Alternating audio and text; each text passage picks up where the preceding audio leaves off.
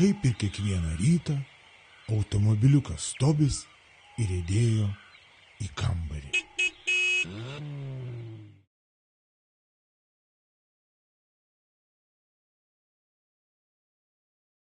Labas rytas. Ko toks rūgęs iš pat ryto?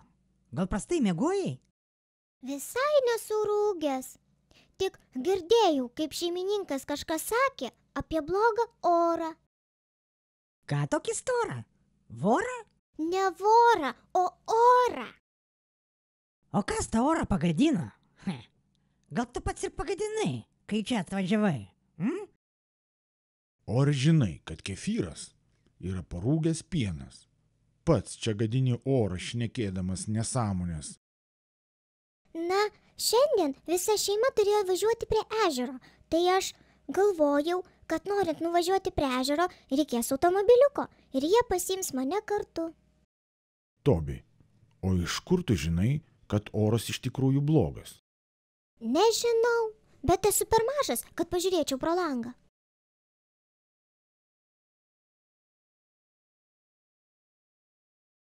Na, aš įstatytas sienoje, tad irgi ne per daugiausia matau.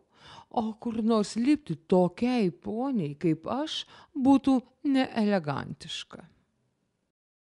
Po galais. Man irgi užstoja sieną.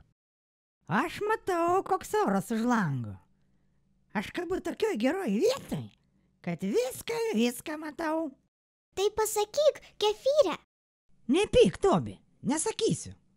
Nes šitas gremėzdas mane pravardžiuoja. Ir apskritai nekalbėsiu, kol jis manęs neatsiprašys. Oi, prakalbo Da Vinčio kūrinys. Na va, neatsiprašo. Aš juk nekalbu. Ei, tu, kur ten tave pagamino? Akmens amžių, a? Visiša. Turbūt lauke lyja, jei visi namie. Lyja.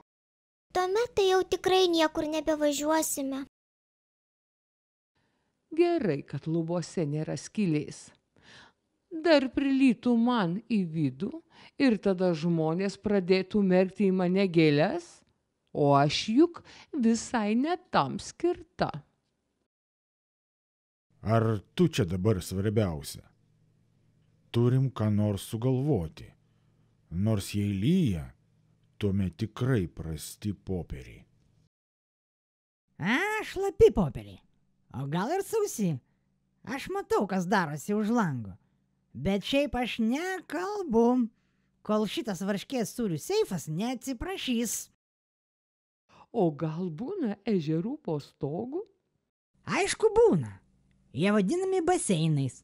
Bet tai visai kas kita. Bet ašgi nekalbu. Tai geriau jau sniegas atsiprašytų, nes kitaip nesužinosit, ar lauke lyja, ar ne. Gerai, kefyre, atsiprašau, kad negražiai tave pavadinau. O, ką aš girdžiu. Tegu muša mano ausų būgneliai. Bet gerai, mano viršus. Tobi, turiu tau gerų žinių. Lauke nelyja.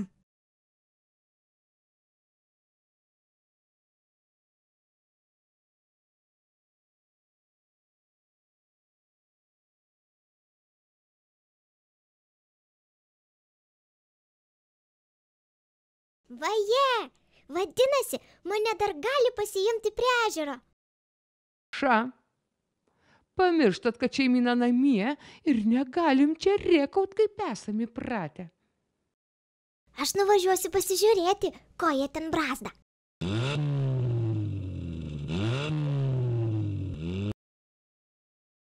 Kefyre, tai gal jau pažiūrėt pro langą? Taip, matau šeimininkų vaikus, matau Tobį, jie visi kažkur eina, važiuoja, Tobis džiaugiasi. Matyt, jie ieškojo Tobio ir bejonėjo į lauką. Aš irgi pradedu į lauką norėti, Sniege, o tu esi buvęs prie ežero? Aš pats tai ne. Bet mano sūnėnas šaltkrepšys buvo.